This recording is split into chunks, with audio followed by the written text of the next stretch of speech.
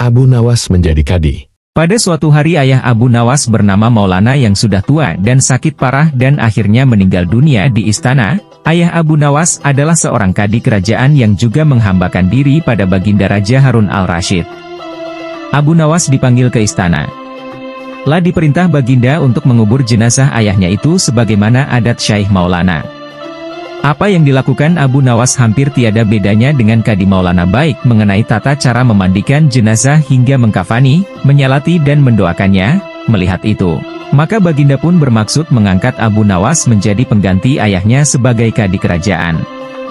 Kabar tentang akan dipilihnya sebagai kadi mengantikan ayahnya pun sampai ke telinga Abu Nawas. Setibanya di rumah setelah selesai dari upacara pemakaman ayahnya, Abu Nawas pun tiba-tiba mulai bertingkah aneh tidak seperti biasanya. Abu Nawas mengambil sepotong batang pisang dan mulai menunggangi pohon tersebut layaknya kuda sambil berlari-lari, berteriak-teriak. Melihat tingkah aneh Abu Nawas, orang-orang pun merasa sangat heran dan banyak di antara mereka menyangka jika Abu Nawas sudah gila. Pada hari berikutnya, Abu Nawas mengajak anak-anak kecil beramai-ramai menuju makam ayahnya dengan membawa segala macam alat-alat permainan. Sesampai di makam tersebut, ia kemudian mengajak anak-anak bermain rebana dan bersuka cita di atas kuburan ayahnya. Semua orang pun semakin heran atas kelakuan Abu Nawas itu. Mereka menganggap jika Abu Nawas sudah benar-benar menjadi gila karena kematian ayahnya. Pada suatu hari ada beberapa orang utusan dari baginda Harun al-Rasyid datang menemui Abu Nawas. Alangkah terkejutnya mereka melihat tingkah Abu Nawas yang sudah berubah. Salah satu dari mereka pun berkata menyampaikan perintah baginda, "Hai Abu Nawas, kami diutus untuk membawa MU untuk menghadap ke istana," kata utusan baginda. "Buat apa baginda memanggilku? Aku tidak ada keperluan dengannya," jawab Abu Nawas dengan enteng. "Hai Abu Nawas, kau tidak boleh berkata seperti itu kepada rajamu," kata utusan. "Hai tuan utusan, kau jangan banyak cakap. Cepat ambil ini kudaku ini dan mandikan di sungai supaya bersih dan segar," kata Abu Nawas sambil menyodorkan sebatang pohon pisang yang dijadikan kuda-kudaan. Para utusan hanya geleng-geleng kepala melihat kelakuan aneh Abu Nawas. "Abu Nawas, kau mau apa tidak menghadap baginda?" kata utusan. "Katakan kepada rajamu, aku sudah tahu maka aku tidak mau," kata Abu Nawas. "Apa maksudnya Abu Nawas?" tanya utusan penasaran. "Sudah pergi sana, bilang saja begitu kepada rajamu," sergah Abu Nawas sembari menyaruk pasir debu dan melemparnya ke arah para utusan. Mereka pun segera pergi meninggalkan Abu Nawas dan melaporkan kejadiannya pada baginda raja. Baginda begitu marah mendengar laporan utusan. "Kalian bodoh semua, menghadapkan Abu Nawas kemari saja tak bisa. Cepat kembali ke rumah Abu Nawas, bawa dia kemari dengan sukarela ataupun terpaksa," perintah baginda. Para utusan pun kembali ke rumah Abu Nawas dengan mengajak beberapa prajurit istana. Mereka kemudian membawa Abu Nawas dengan paksa dan dihadapkan pada baginda. Namun lagi-lagi di depan raja Abu Nawas bertingkah aneh bahkan tambah ugal-ugalan, layaknya seorang yang benar-benar sudah gila. "Abu Nawas, bersikaplah sopan," tegur baginda. "Ya baginda, baginda tahukah Anda apa Abu Nawas?" tanya baginda. "Baginda, terasi itu asalnya dari udang. Kurang ajar kau menghinaku Nawas," kata baginda marah. "Tidak baginda. Siapa bilang udang berasal dari terasi?" Baginda merasa dilecehkan, ia pun naik pitam dan segera memerintah kepada para pengawalnya untuk memukul Abu Nawas sebanyak 25 kali. Abu Nawas akhirnya lemas tak berdaya dipukuli pengawal raja. Usai dipukuli, Abu Nawas disuruh keluar dari istana. Abu Nawas pun segera beranjak keluar istana, tetapi ketika sampai di pintu gerbang kota, ia dicegat oleh seorang penjaga. "Hai Abu Nawas, tempo hari dulu ketika kau hendak masuk ke kota ini kita pernah membuat perjanjian. Aku yakin engkau tidak lupa dengan janji MU bahwasanya jika engkau diberi hadiah oleh baginda maka engkau berjanji akan membagi dua denganku. Nah, sekarang mana bagianku itu?" tanya penjaga pintu gerbang. "Hai penjaga, apakah kau benar-benar menginginkan hadiah yang diberikan baginda kepadaku tadi?" "Lia, tentu itu kan sudah merupakan perjanjian kita," jawab penjaga. "Baik, aku akan berikan semuanya, bukan hanya satu bagian," kata Abu Nawas. "Ternyata kau sangat baik hati Abu Nawas. Memang harusnya begitu, engkau kan sudah sering menerima hadiah dari baginda," kata penjaga itu gembira. Tanpa banyak bicara lagi, Abu Nawas langsung mengambil sebatang kayu yang agak besar, lalu penjaga itu dipukulinya sebanyak 25 kali. Penjaga itu menjerit-jerit kesakitan sampai lemah lunglai dan menganggap Abu Nawas telah menjadi gila. Setelah selesai, Abu Nawas meninggalkannya begitu saja. Ia terus melangkah pulang ke rumahnya. Sementara itu si penjaga pintu gerbang mengadukan nasibnya kepada Baginda Raja. "Ampun beribu ampun tuanku. Hamba datang kemari mengadukan Abu Nawas yang telah memukul hamba sebanyak 25 kali tanpa suatu kesalahan. Hamba mohon keadilan dari tuanku Baginda," kata penjaga itu. Baginda pun segera memerintahkan pengawal untuk membawa Abu Nawas. Setelah Abu Nawas dihadapkan, ia ditanya, "Hai Abu Nawas, benarkah kau telah memukuli penjaga gerbang kota ini sebanyak 25 kali pukulan?" tanya Baginda. Dalam keadaan masih berpura-pura gila, Abu Nawas menjawab, "Baginda, hamba melakukannya karena sudah sepatutnya dia menerima pukulan itu." "Apa maksudmu? Coba engkau jelaskan sebab musababnya kau memukuli orang itu?" tanya Baginda. "Hamba dan penjaga pintu gerbang ini telah membuat perjanjian bahwa jika hamba diberi hadiah oleh Baginda maka hadiah tersebut akan dibagi dua. Satu bagian untuknya, satu bagian untuk hamba. Nah, pagi tadi hamba menerima hadiah 25 kali pukulan, maka hamba berikan pula hadiah 25 kali pukulan kepadanya," jawab Abu Nawas sambil tertawa-tawa bak orang gila. "Hai penjaga pintu gerbang, benarkah engkau telah mengadakan perjanjian seperti itu dengan Abu Nawas?" tanya Baginda. "Benar tuanku," jawab penunggu pintu gerbang.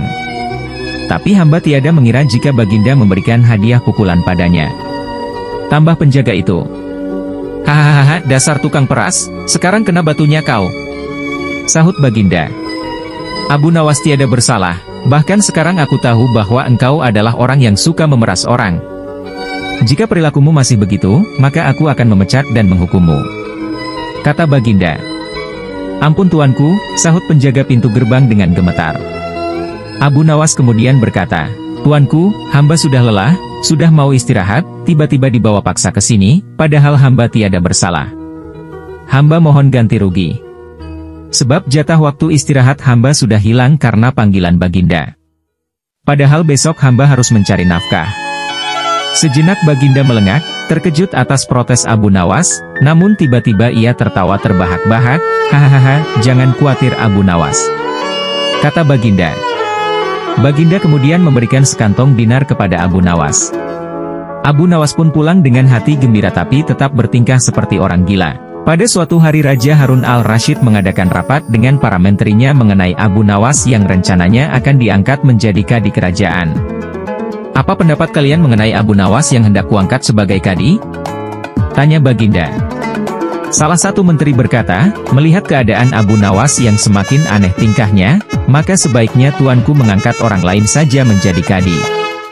Berkata menteri lain, "Tuanku, Abu Nawas telah menjadi gila karena itu dia tak layak menjadi kadi." Semua menteri memberikan pendapat yang sama. "Baiklah, kita tunggu dulu sampai 21 lagi, karena sekarang bapaknya baru saja meninggal dunia. Jika selama 21 hari lagi tidak sembuh-sembuh juga barulah kita akan memilih orang lain saja," kata Baginda. Sebulan lebih waktu berjalan, namun Abu Nawas masih bertingkah gila, maka Baginda pun mengangkat orang lain menjadi kadi kerajaan. Konon kadi yang dipilih seseorang bernama Polan, tidak lain memang merupakan orang yang sangat berambisi untuk menjadi kadi. Karena Abu Nawas tidak jadi diangkat, si Polan pun mempengaruhi orang-orang di sekitar Baginda untuk memilih dan mengangkatnya menjadi kadi. Begitu mendengar jika kadi baru sudah diangkat, Abu Nawas pun kembali bersikap normal. Ia sangat bersyukur karena terlepas dari bala yang mengerikan. Akan tetapi ia sedikit menyesali karena ia mengetahui bahwa kadi yang dipilih memiliki perangai buruk. Mengapa Abu Nawas bersikap seperti orang gila? Ceritanya pada suatu hari ketika ayahnya Abu Nawas yang sudah tua dan mulai sakit parah, Abu Nawas dipanggil untuk menemui ayahnya tersebut, karena ayahnya ingin menyampaikan beberapa pesan padanya sebelum meninggal dunia. Berkata ayahnya, "Hai anakku, aku sudah hampir mati. Sekarang cobalah engkau cium telinga kanan dan telinga kiriku ini." Abu Nawas segera menuruti permintaan ayahnya. Setelah mencium telinga kanan bapaknya, ternyata mengeluarkan bau harum, sedangkan yang sebelah kiri mengeluarkan bau busuk. "Bagaimana anakku? Sudah kau cium?"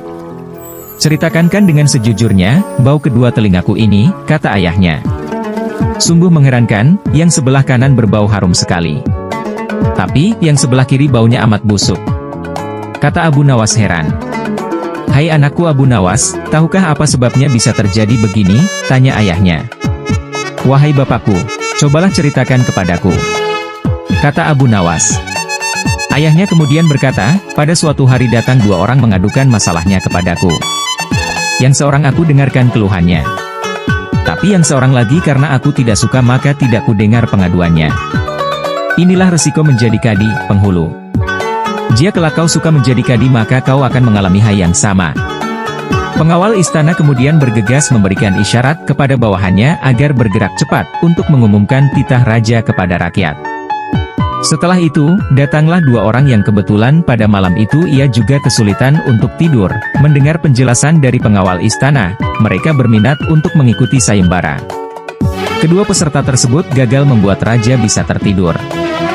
Cerita yang dibawakan dua peserta pertama justru malah membuat raja semakin sulit untuk tertidur. Hingga sampailah Abu Nawas yang menawarkan diri untuk mengikuti sayembara. Setelah dipersilakan, Abu Nawas mulai bercerita, Baginda, dahulu ada seekor raja semut yang kurang kerjaan. Ia masuk ke kuping sebelah kanan seorang yang sedang tidur, keluar lagi, masuk lagi, keluar lagi. Kemudian masuk ke kuping kiri, keluar lagi, masuk lagi, keluar lagi. Raja kesal mendengar kisah yang dituturkan oleh Abu Nawas. Menurut raja cerita Abu Nawas tidak menarik dan membuat raja merasa bosan sehingga ia pun menguap dan memiringkan tubuhnya membelakangi Abu Nawas. Perlahan, raja pun menutup matanya dan mulai tertidur.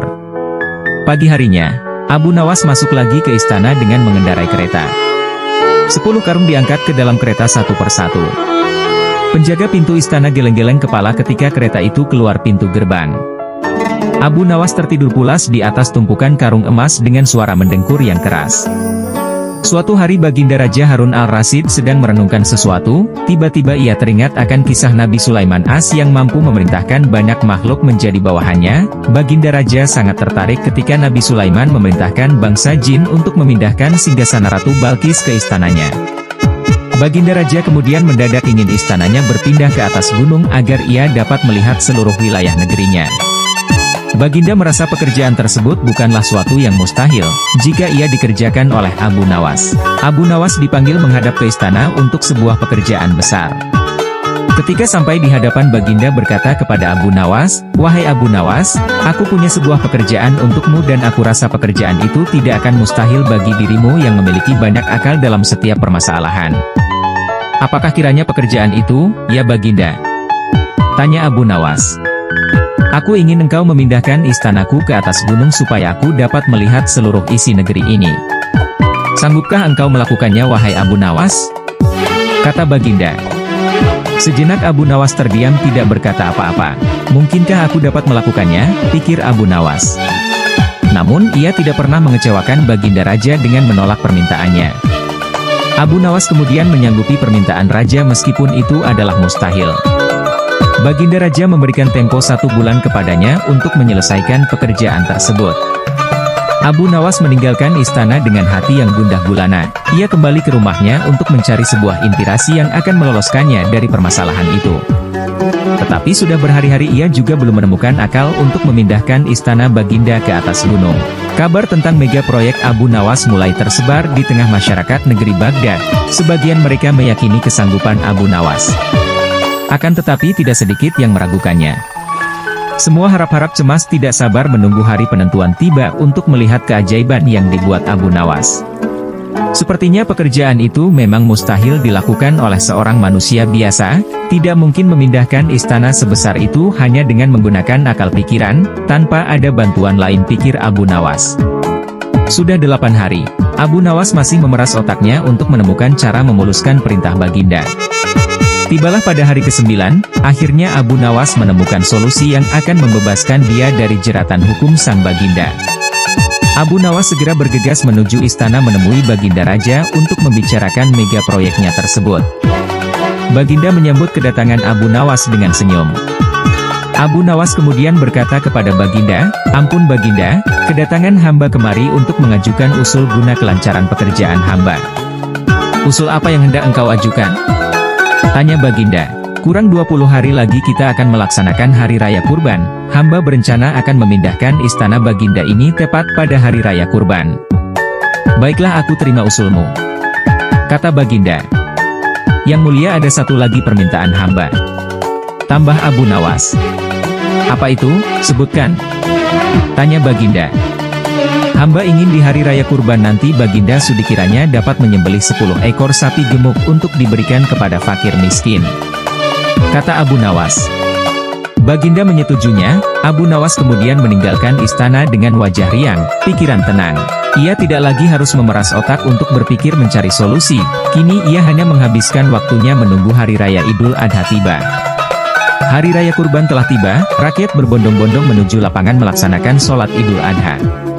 Setelah sholat Idul Adha selesai dilaksanakan, tibalah saatnya menyembelih sapi untuk kurban, kemudian memasak dan membaginya kepada fakir miskin. Sholat dan kurban telah selesai dilaksanakan, kini tigalah giliran Abu Nawas untuk menyelesaikan tugasnya seperti yang dijanjikan. Abu Nawas berjalan menuju istana. Rakyat berbondong-bondong mengikutinya untuk menyaksikan keajaiban yang luar biasa yang akan dibuat Abu Nawas. Sesampainya di luar istana, Baginda Raja memang sedang menunggunya menyelesaikan hasil kerjanya, hanya memindahkan istana Baginda ke atas gunung. Abu Nawas kemudian bertanya kepada Baginda, "Ampun Baginda, apakah di dalam istana masih ada orang?" Tanya Abu Nawas. "Tidak ada, Abu Nawas," jawab Baginda. Abu Nawas berjalan beberapa langkah ke depan mendekati istana. Ia kemudian berdiri mematung di sana, seraya terus memperhatikan istana. Baginda Raja yang sudah tidak sabar dan merasa heran, kemudian bertanya, "Apa yang engkau tunggu hai Abu Nawas? Kapan engkau akan mengangkat istanaku ini?" Tanya Baginda. "Ampun Baginda, hamba dari tadi memang sudah siap mengangkat dan memindahkan istana Baginda ke atas gunung," kata Abu Nawas. "Lantas, apalagi yang engkau tunggu?" Tanya Baginda semakin tidak sabar. Hari Raya Kurban telah tiba, rakyat berbondong-bondong menuju lapangan melaksanakan sholat Idul Adha. Setelah sholat Idul Adha selesai dilaksanakan, tibalah saatnya menyembelih sapi untuk kurban, kemudian memasak dan membaginya kepada fakir miskin. Sholat dan kurban telah selesai dilaksanakan, kini tigalah giliran Abu Nawas untuk menyelesaikan tugasnya seperti yang dijanjikan. Abu Nawas berjalan menuju istana, rakyat berbondong-bondong mengikutinya untuk menyaksikan keajaiban yang luar biasa yang akan dibuat Abu Nawas. Sesampainya di luar istana, Baginda Raja memang sedang menunggunya menyelesaikan hasil kerjanya, hanya memindahkan istana Baginda ke atas gunung. Abu Nawas kemudian bertanya kepada Baginda, "Ampun Baginda, apakah di dalam istana masih ada orang?" Tanya Abu Nawas. "Tidak ada, Abu Nawas," jawab Baginda. Abu Nawas berjalan beberapa langkah ke depan mendekati istana. Ia kemudian berdiri mematung di sana, seraya terus memperhatikan istana. Baginda Raja yang sudah tidak sabar dan merasa heran, kemudian bertanya, "Apa yang engkau tunggu hai Abu Nawas? Kapan engkau akan mengangkat istanaku ini?" Tanya Baginda. "Ampun Baginda, hamba dari tadi memang sudah siap mengangkat dan memindahkan istana Baginda ke atas gunung," kata Abu Nawas. "Lantas, apalagi yang engkau tunggu?" Tanya Baginda semakin tidak sabar. "Hamba menunggu istana Baginda diangkat oleh seluruh rakyat yang hadir dan meletakkan di atas pundak hamba. Setelah itu barulah hamba dapat memindahkan istana Baginda ke atas gunung, seperti perintah Baginda kepada hamba." Mendengar jawaban Abu Nawas, Baginda Raja tidak dapat berkata apa-apa selain diam-diam mengagumi kepandaian Abu Nawas keluar dari setiap masalah yang dihadapinya. Dan masalah memindahkan istana Harun ar-Rasyid sudah selesai dan Abu Nawas pamit meninggalkan istana dan menuju ke rumah. Suatu hari datanglah 3 orang dari desa menghadap Baginda Raja Harun ar-Rasyid di istana. Mereka datang untuk mencari pembenaran pada masalah yang mereka hadapi bersama. Begitu sampai di istana, mereka langsung menghadap Baginda yang ketika itu sedang bersama pembesar-pembesar kerajaan. Salah satu dari mereka berkata, "Ampun beribu ampun tuanku. Kedatangan kami ke sini tidak lain hanyalah untuk meminta penyelesaian tentang persoalan yang sedang melilit kami bertiga," kata salah seorang dari mereka yang bernama Ahmad. "Baiklah, ceritakan apa persoalan kalian?" tanya Baginda.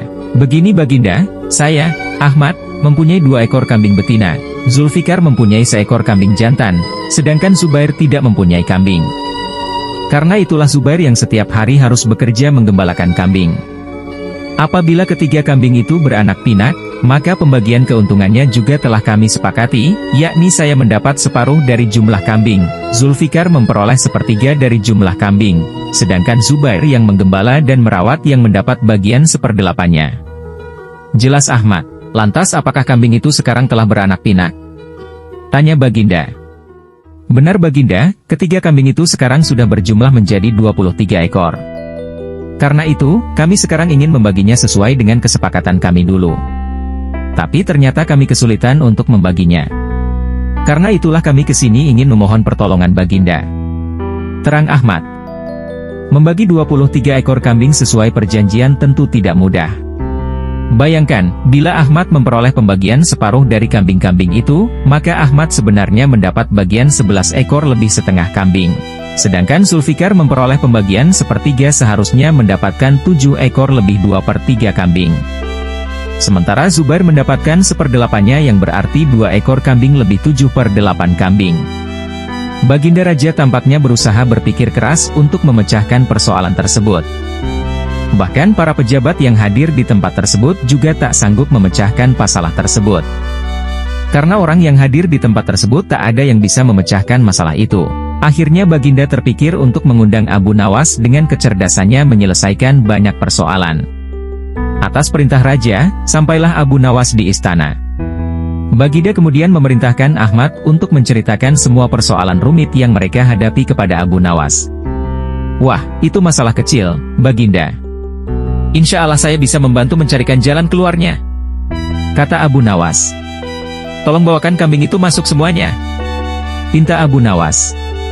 Setelah ke-23 ekor kambing tersebut dituntun masuk istana, Abu Nawas lalu menghitung kembali jumlah kambing tersebut. Sesudah kambing itu dihitung dan benar jumlahnya 23, Abu Nawas mulai berpikir keras mencari solusi dari masalah yang cukup rumit tersebut. Tidak lama kemudian Abu Nawas kembali berkata, izinkan saya meminjam kambing Baginda, seekor saja, pinta Abu Nawas. Nah, sekarang saatnya saya akan membagi kambing tersebut sesuai dengan porsi kalian saat perjanjian, kata Abu Nawas setelah menambahkan skor kambing milik Baginda Raja. Ahmad yang berhak memperoleh separuh kambing, maka boleh mengambil 12 ekor. Sedangkan engkau Zulfikar yang memperoleh bagian sepertiganya, maka boleh mengambil 8 ekor. Perintah Abu Nawas. Terakhir Zubair yang memperoleh bagian seperdelapannya, maka engkau berhak mengambil bagian 3 ekor kambing. Sisa 1, karena saya tadi meminjam 1 ekor kambing milik Baginda, maka ini saya kembalikan lagi kambing tersebut, kata Abu Nawas. Masing-masing telah mendapatkan bagiannya. Semua merasa puas atas bantuan Abu Nawas, mereka pun berterima kasih dan kembali ke rumah masing-masing. Tidak lupa Baginda pun turut berterima kasih kepada Abu Nawas atas bantuan Abu Nawas menyelesaikan persoalan rakyatnya. Pada suatu hari yang tenang tatkala Abu Nawas sedang tidak di rumahnya, datanglah beberapa orang pekerja yang diutus oleh Baginda Raja Harun al-Rasyid ke rumah Abu Nawas. Mereka berkata kepada istri Abu Nawas bahwa Baginda Raja semalam bermimpi jika di bawah rumah Abu Nawas terkubur harta terpendam yang tidak ternilai harganya. Oleh sebab itu Baginda Raja memerintahkan kepada mereka untuk membongkar rumah Abu Nawas dan menggali tanahnya. Istri Abu Nawas berusaha sekuat tenaga untuk menghentikan para pekerja Baginda Raja tersebut, tetapi mereka mengacuhkannya dan terus menggali hingga dalam. Setelah siap menggali, mereka sama sekali tidak menemukan apa-apa kemudian kembali ke istana dengan meninggalkan lubang yang dalam di rumah Abu Nawas. Ketika Abu Nawas kembali ke rumah, alangkah kagetnya ia mendapati rumahnya yang telah hancur dan ada lubang besar di dalamnya.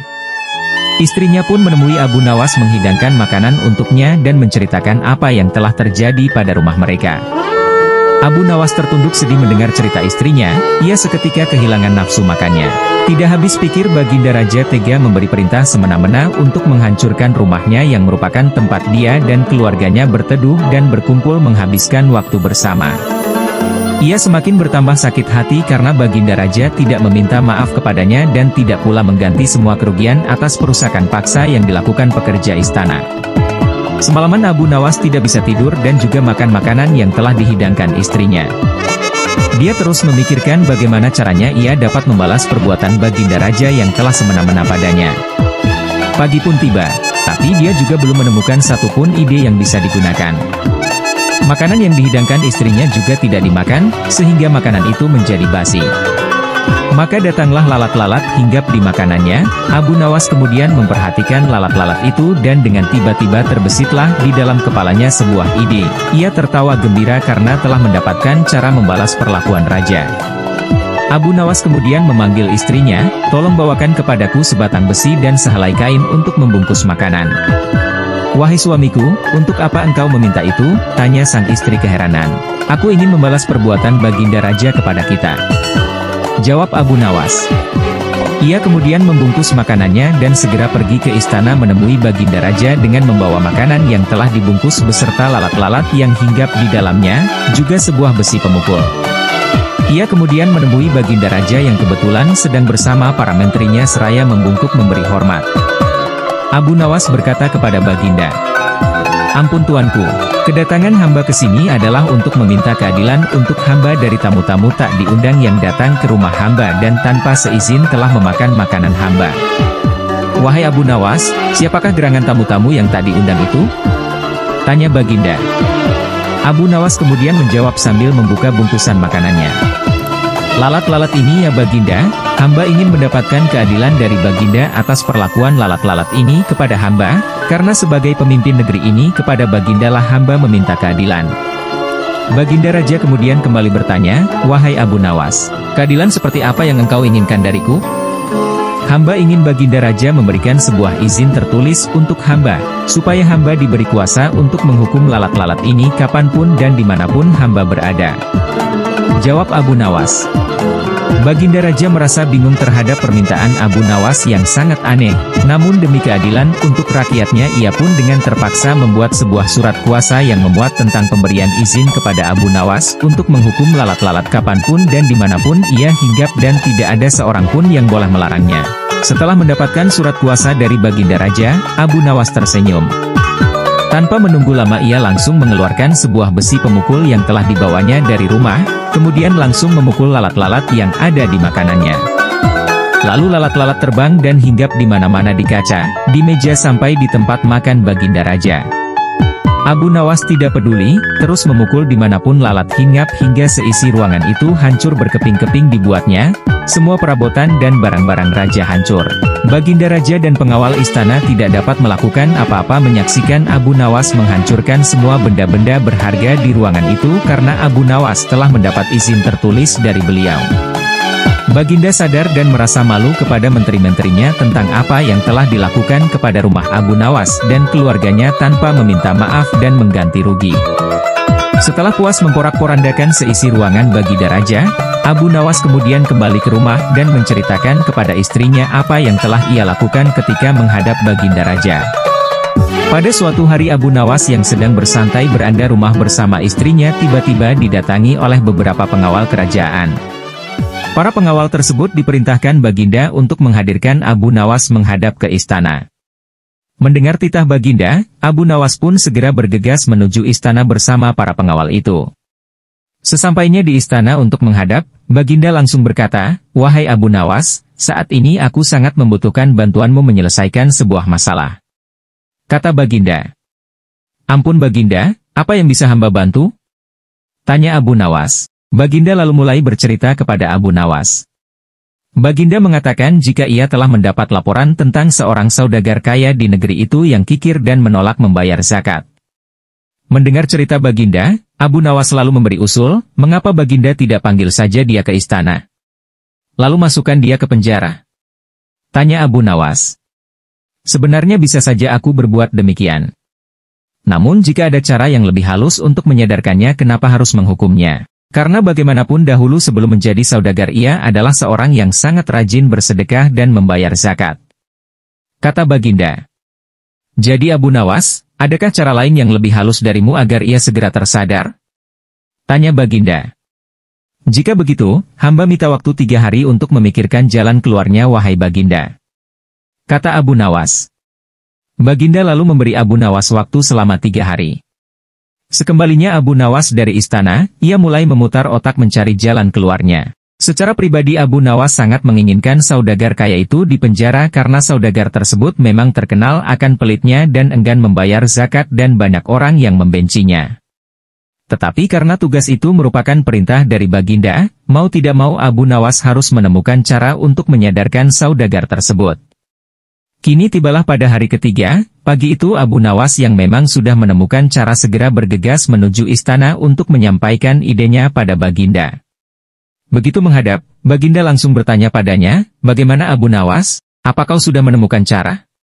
Tanya Raja. "Sudah Baginda, sudah ditemukan caranya. Cuma, Baginda juga harus ikut dengan hamba untuk menjadi pengemis dan mengemis di rumah saudagar itu, nanti di sana hamba yang akan menyelesaikan masalah tersebut." "Apakah Baginda bersedia?" Tanya Abu Nawas. Awalnya Baginda merasa ragu pada ajakan Abu Nawas, tapi demi menyadarkan saudagar itu, akhirnya Baginda pun bersedia. Dengan memakai pakaian layaknya pengemis, Abu Nawas dan Baginda Raja pergi meluncur ke rumahnya saudagar pelit itu. Mereka terus mengawasi sampai saudagar tersebut ada di rumahnya. Setelah beberapa saat menunggu, terlihatlah saudagar itu sedang duduk bersantai di beranda rumahnya. Abu Nawas dan Baginda segera saja menghampiri dan mengucapkan salam menyapa saudagar itu. "Apakah Tuan mempunyai uang receh?" Tanya Abu Nawas. "Tidak ada," jawab Tuan Kabul. "Kalau begitu, apakah Tuan punya pecahan roti kering, sekedar untuk mengganjal perut kami?" Tanya Abu Nawas. "Tidak ada," kata saudagar. "Kalau begitu, bolehkah kami minta segelas air saja? Adakah Tuan?" Tanya Abu Nawas kembali. "Sudah aku bilang dari tadi aku tidak punya apa-apa," kata saudagar yang mulai jengkel. Abu Nawas pun langsung mengeluarkan olah kata ajaibnya, "Kalau Tuan tidak punya apa-apa, mengapa Tuan tidak jadi pengemis seperti kami saja?" Kata Abu Nawas. Wajah Tuan Kabul terlihat tidak karuan, antara marah, kesal, tersinggung, sedih bercampur aduk. Saudagar itu pun terdiam teringat akan masa lalunya yang terbilang miskin tapi ia rajin bersedekah. Tapi sekarang dengan kehidupan yang lebih baik, ia malah menjadi kikir. Seketika itu tuan saudagar itu meneteskan air mata menyadari sifat kikirnya selama ini. Baginda pun tiba-tiba berkata, "Bagaimana? Apakah memilih menjadi orang kaya atau orang yang miskin?" Kata Raja. "Kalau mau kaya, rajinlah bersedekah dan bayarlah zakat, kalau tidak mau kaya, mengemis saja kayak orang ini." Kata Raja sambil menunjuk ke Abu Nawas. Abu Nawas lalu melanjutkan dengan membaca ayat-ayat Al-Quran tentang orang yang kikir dan menolak membayar zakat. Dalam kesedihannya, Tuan saudagar merasa sangat terkejut mengetahui jika salah seorang pengemis di depannya adalah Baginda Raja. Mulai saat itulah saudagar itu mulai berubah menjadi orang yang baik dan dermawan, dan pastinya ia rajin membayar zakat. Demikianlah cerita hari ini dan kita lanjutkan cerita Abu Nawas di lain waktu dan jangan lupa subscribe ya geng dan semoga yang mendengar cerita ini selalu dirahmati oleh Allah Subhanahu wa Ta'ala. Akhir kata wassalam.